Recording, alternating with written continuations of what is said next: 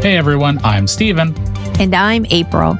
And this is your weekly dose of what's new, what matters, and what's changing in the world of ABA and ethical business leadership.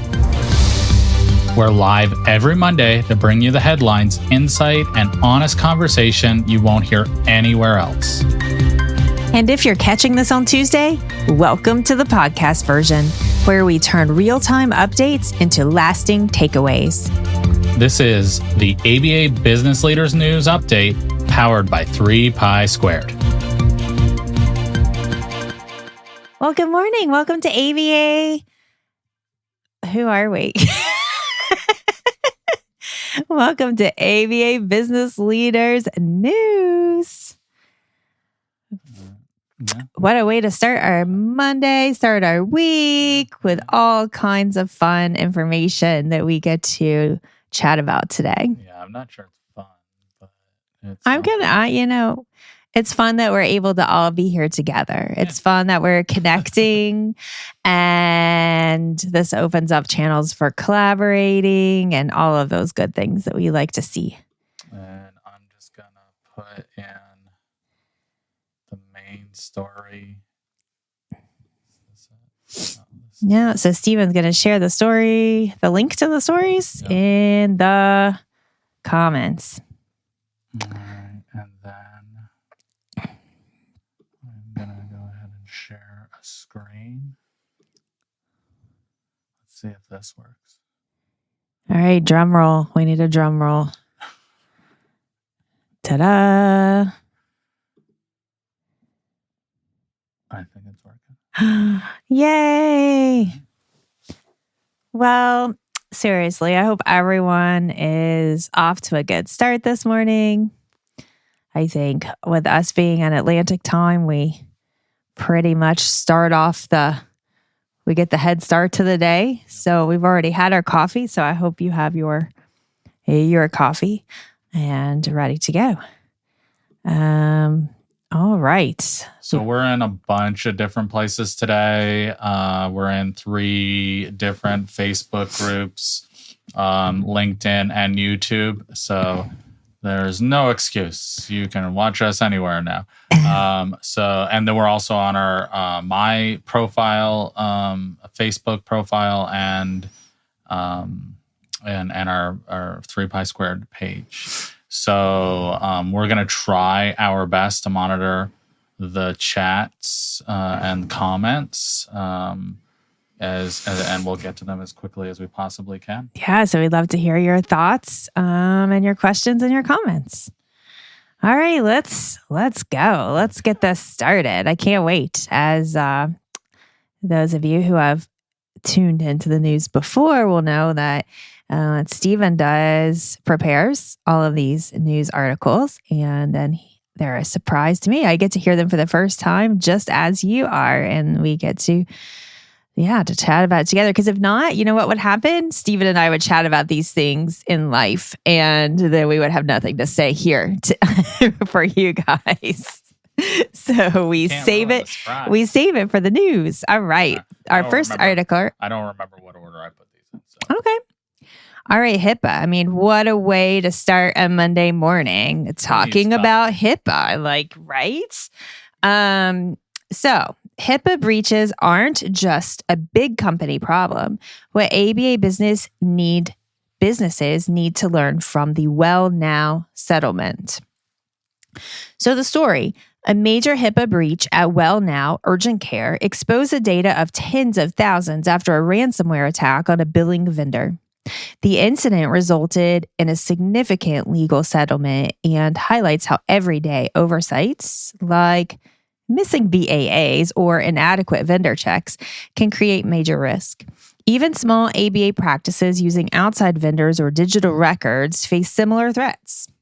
The Well Now case is a reminder that strong HIPAA compliance isn't just for big companies. It's vital for every ABA business. All right, so my first thought is, I'm wondering how many of you listening are like, well, we've got HIPAA covered. Like, we got everyone to sign the privacy practices documentation. That's good, right? I mean, I'll give you a E for effort. No, like this, like what I believe from the articles that I read, what they got them on really was the lack of BAAs or not updated BAAs. So this is a business associate agreement. Anyone that touches your PHI, so Personal health information, or protected health information. Yeah, or EPHI, which is electronic protected health information. You have to have a BAA in place with them. And so this is just something that you have to have. Like if the company that you're working with changes their name, you need a new BAA in place. Some of them expire, so you need to have updated ones. So this is just something important to have. This is like, there aren't many things that are like, you have to do this in HIPAA, and that's just one of them. So this one is just really important to have. And then from what I understand, they didn't have an updated BAA, or they didn't have a BAA in place, and then their vendor got some ransomware on their device, and there was a breach. So it's just like, so this can happen to anyone, right? Especially if you're relying on billers, you're relying on practice management software, you're relying, right? Like we rely heavily on outside vendors to keep our data safe. They all have those nice, really cool badges saying HIPAA compliant, right? Right. And we just say, okay, well, they say they're HIPAA compliant, so let's move on with our lives, right? So there is some, you have to be prepared and understand what's going on. And so this is really, it's on you as the provider to make sure that you keep these up to date. So it's just another thing that you're going to need to add to your to-do list. Yay. Yeah. Well, I missed the key points because I jumped right into it, but I will review those, especially for those who are listening, because and not who did not catch it real time live, because we also air this as a podcast every Tuesday. So if you missed this or you want to listen to it again, then Tuesday is your day.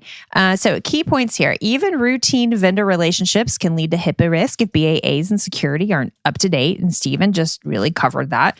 Ransomware and phishing attacks are common and can impact any size ABA practice.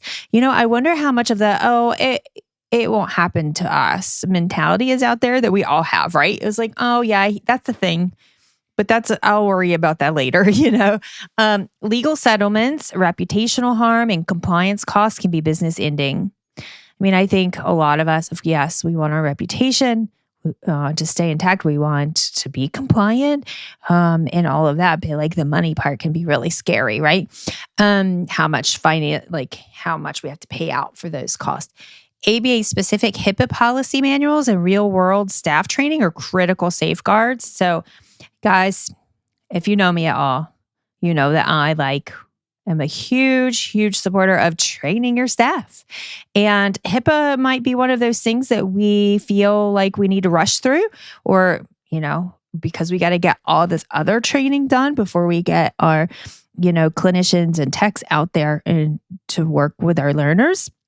But we really have to educate thoroughly on what HIPAA means for all members of our staff.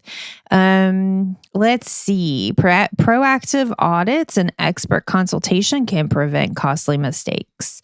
That's another thing. Put it in your systems, right? Your HIPAA training, put it in your calendar, make a spreadsheet, put it in your software to make sure that everyone's staying up to date on these things. And also that you're, as part of those internal audits, checking to make sure that everyone's doing what they need to do. Recommendations for providers. I feel like we kind of hit on all of these, but I will run through them so that you can hear them in an organized list. Regularly audit all vendors for current BAAs and security practices. Upgrade to an ABA-specific HIPAA policy manual and provide ongoing training. Stay updated on cyber threats and prevention strategies. That feels so surreal to me, but it's a real thing. Book a consult with an experienced HIPAA advisor to review our systems. review your system. Sorry about that. Foster a culture where staff feel responsible for privacy and security at all levels. And the purpose of this is like not for salesy, but I will say that we have just partnered with a HIPAA advisor who he's awesome. We've like tried, we're building a relationship with him behind the scenes because it's hard to find someone trustworthy in this space. And so we've really been building a relationship with this professional behind the scenes and working on some projects together beforehand so that hopefully when we introduce him to you guys, like we will feel really confident about that. And so with a couple of our customers right now, and the feedback has been good. So reach out to us if you want more information about that. But you'll be hearing from this new person shortly. We'll have him on. All right. One other thing, we do have a 10% discount with him. So we have a 10, So just reach out to us and we can get that. And then we do have and here's where we're like we feel like we're like, oh, we want to get this information to everyone. We want to have these conversations. We want to help spread the awareness of things that are unique and things that are important. And we do have, a lot of these resources. We have, the handbooks and the policies and the procedures and the consulting and all of these things to help you guys. But that's not our main focus here. But I do feel like sometimes I talk to people and they don't realize, oh, you guys can like provide a HIPAA handbook, like, yeah, we do that too. So if you're, hearing this and you're feeling a little nervous and worried and okay, well, I need to worry, I need to like do something about this, but I'm feeling overwhelmed, just reach out to us and we can help get you going. Absolutely. All right. Next story. Navigating the 2025 ABA M&A search. What ethical practice owners need to know. Mergers and acquisitions in the ABA field are surging into 2025, driven by investor interest in private equity. This brings new opportunities for ABA practice owners, but also higher expectations around compliance, documentation, and clinical quality. Accreditation is becoming a must-have for owners who want to sell or merge, while practices that cut corners risk losing out or facing regulatory scrutiny. The current environment rewards clinics that prioritize ethical growth, strong systems, and readiness for due diligence. All right, so the key points. M&A activity is rapidly increasing in the ABA space with strong interest in compliant, scalable practices. Do you want to say more about that? Yeah, I mean, it just, we did one of these topics, I don't know, it was a month ago, maybe when we one of our first news articles. And 2024 was a big year. It seemed like 2025 was also going to be, and it turns out that it absolutely is. The issues that you're going to run into is if you're like, oh, dude, I'm ready to sell, right? If your books aren't in order, right? If you're doing 80, 90 hours a week, and if you leave, the company's not going to run. This is not probably going to get a ton of money or even a buyer. So it's just really important that you have these things in place. And well, like I said, you're ready for due diligence, right? You have the systems in place. The company can run without you. A lot of BCBAs wanting to sell don't understand that part of this sale might be that they have to stay on, or what happens if they don't want to stay on. Are we going to lose 20% of our hours because we need to hire another BCBA? Or in the case of if somebody working 80 hours, do we have to hire 2 people to maintain that level of care? And if that's the case, again, this isn't like a $20,000 salary where we're probably going to be adding $110,000 salaries here. So is this company even profitable anymore at this point? Does that make sense? Yeah, totally. So accreditation, Steven's concerned. We have who our podcast puppy is here and present today, as always. Mm-hmm. And she's hearing some activity outside, and she is woken from her nap, and she is starting to bark a little. So you know what? If you hear barking, sorry about that. Okay. Accreditation, HIPAA compliance, and robust documentation now set the baseline for attractive deals. Yeah, I mean, Steven's been saying accreditation is coming, right? And I can understand, knowing what we know, why that could be attractive. Ethical practice owners must align their values, systems, and teams to stand out in the marketplace. But not just for that reason. Selling or merging requires proactive planning.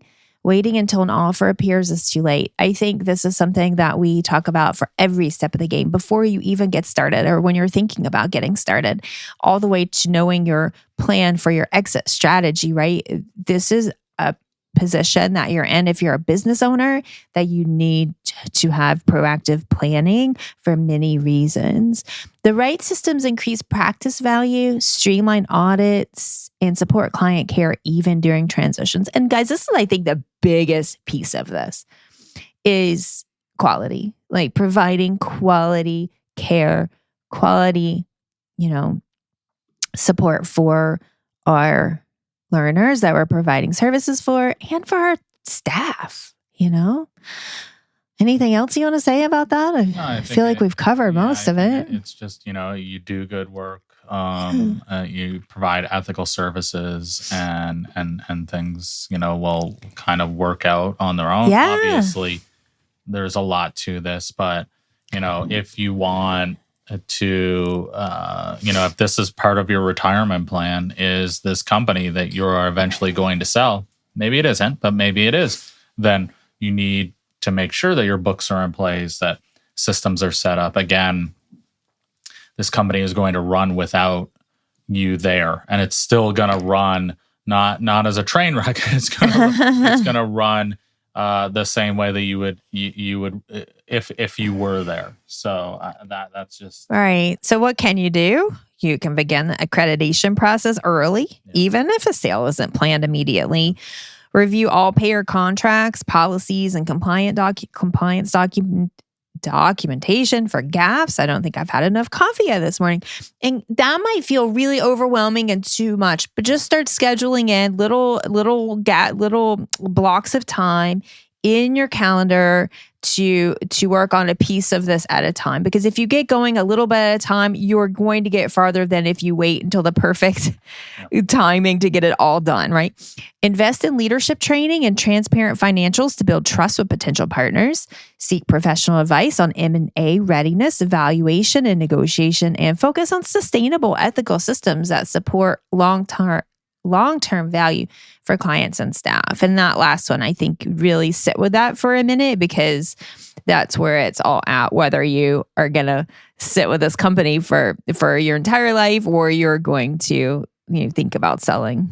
Yeah. And I'm sure it'll come back to me. Oh, did you have a thought and it left? Oh, it's one of those days. Like, even the accreditation process, just go. There are two. I think we all know them, right? But Jade Health, I think, is the website, and the ACQ, and I believe both of them still offer their accreditation requirements for free.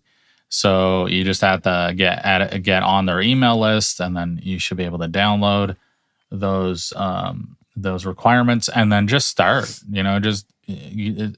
Maybe accreditation isn't for you right now. It doesn't mean, just very similar to the Optum audit.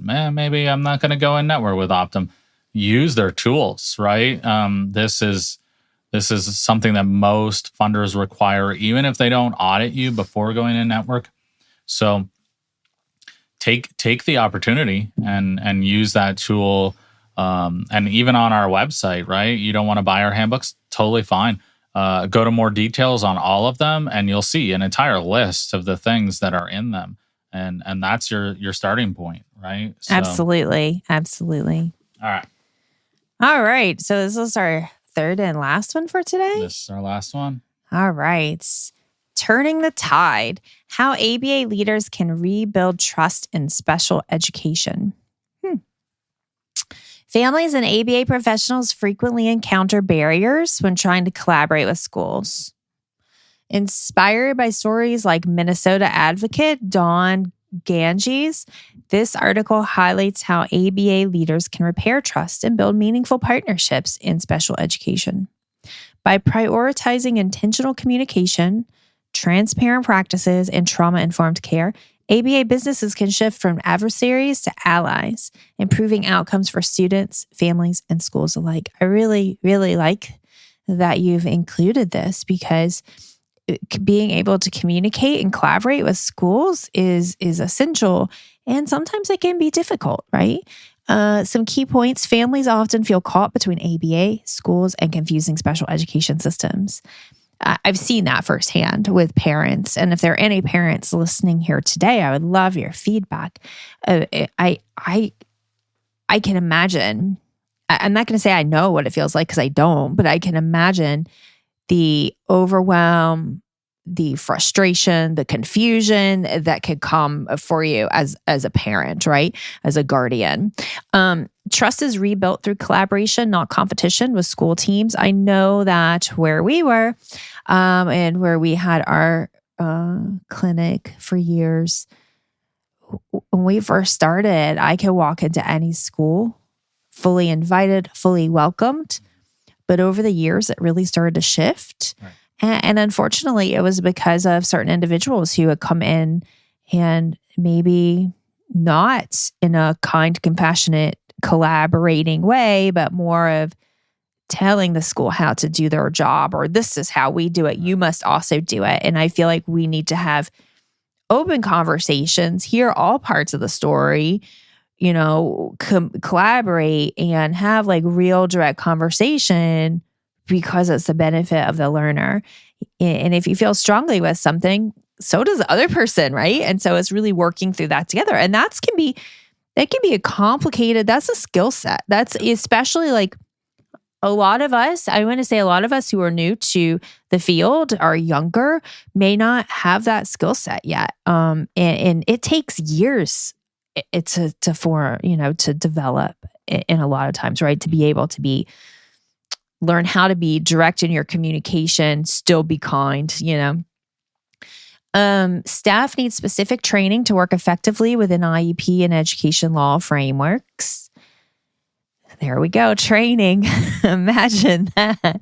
Supporting families through school challenges requires humility and clear boundaries. I think that's kind of what I was saying a few minutes ago. And I think like even if you think that you're absolutely 100% right, like I think you have to come at this, you gotta kind of circle around it, right? Where you get the buy-in, just like with families, right? You get that buy-in, you earn that trust. And because I like you said, a lot of providers come in and they're like, no, we have to do it this way. Who wants to work with someone where they're not accepting feedback or input or empathy or compassion for working with 20, 30 kids? I think it's important too, to know the why, to really focus on the why, and why are we here? Why am I doing this? And if you feel really, really strong and passionate about being right about a certain thing, and you feel like the other people are completely wrong, also practice that pause that we've talked about of, okay, let's pause for a second and let's take a step back and ask myself why is this so strong, right?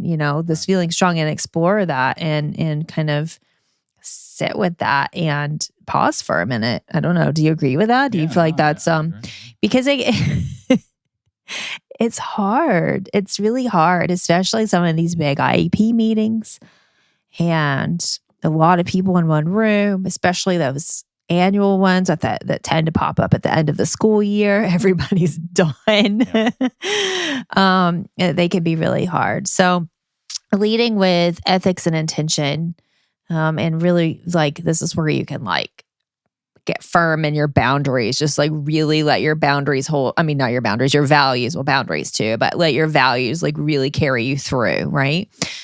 So recommendations: offer onboarding and ongoing training focused on IEP collaboration and school partnerships. I think this is so important. And I know like when we look at insurance, there's a lot of this that we cannot bill. It's not billable. Right.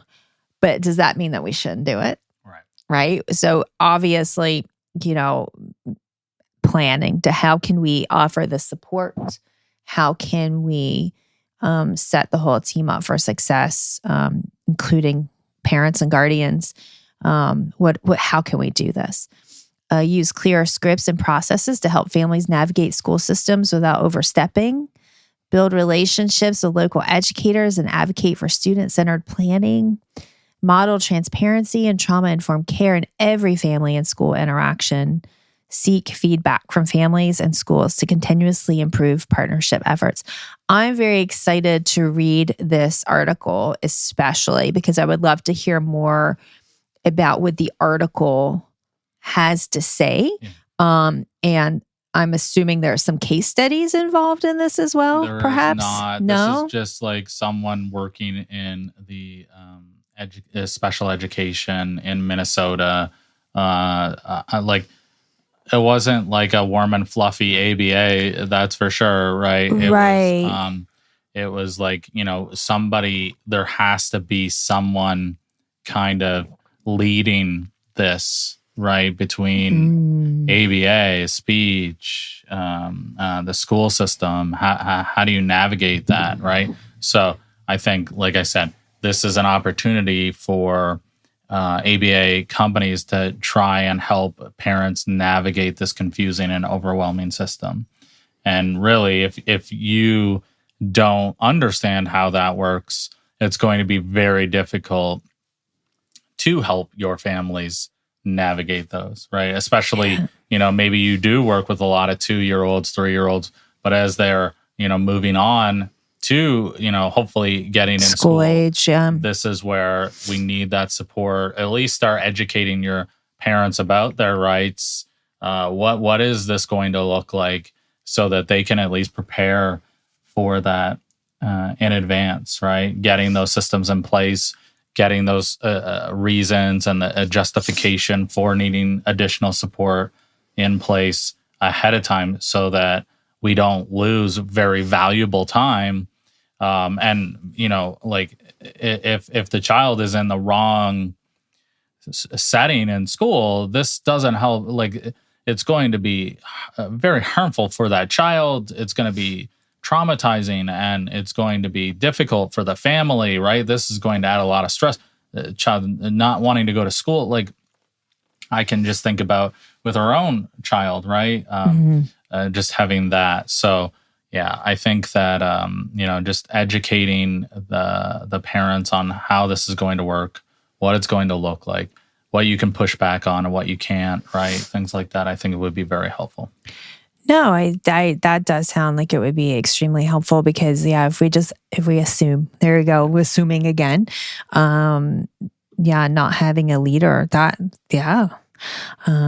thank you for bringing this information and starting this conversation. I think that's very important. So all of the stories, again, are at news.3pisquared.com, and you can check them out. There's also sources at the bottom, so you can, don't take our word for it. And also, if you do decide, okay, this accreditation thing, maybe I should do it, check out that one that we did mergers and acquisitions on. You can listen or watch the podcast we did with ACQ. I think it would be worthwhile listening to that. I feel a lot of helpful tips if you are going to go that route. Just to get an idea of what is this going to look like as I go through this.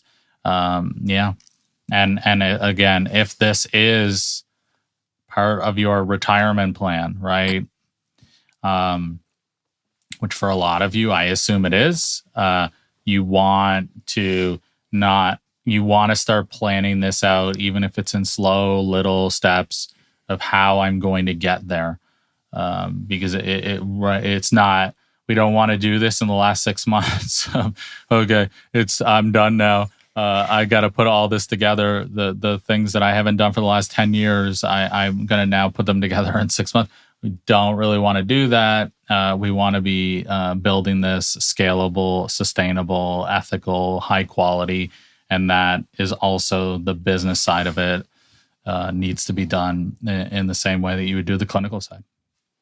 Absolutely. And if you currently work in schools or have a liaison position or have really great resources that either you're aware of or that you use within your own company, I would love to hear more about it. Reach out to me. We'd love to have you on the podcast or do a training or, just get that conversation going on how we can better support our families and community and schools in a collaborative and connecting way. That would be amazing. All right. That's it. That's all we got today. Well, not all we got. That was 3 great articles. But thank you so much for listening, for taking time to show up on a Monday morning or listening on a Tuesday. So have a great week, everyone. See ya. Don't miss an update. Sign up for weekly alerts at news.3pisquared.com. It's the easiest way to stay informed and ahead. If you found this helpful, please rate, review, and share the podcast. It helps us reach more people who care about ethical, sustainable ABA. We'll see you next Monday live or Tuesday right here on the podcast. We're April and Steven, and this is ABA Business Leaders News Update.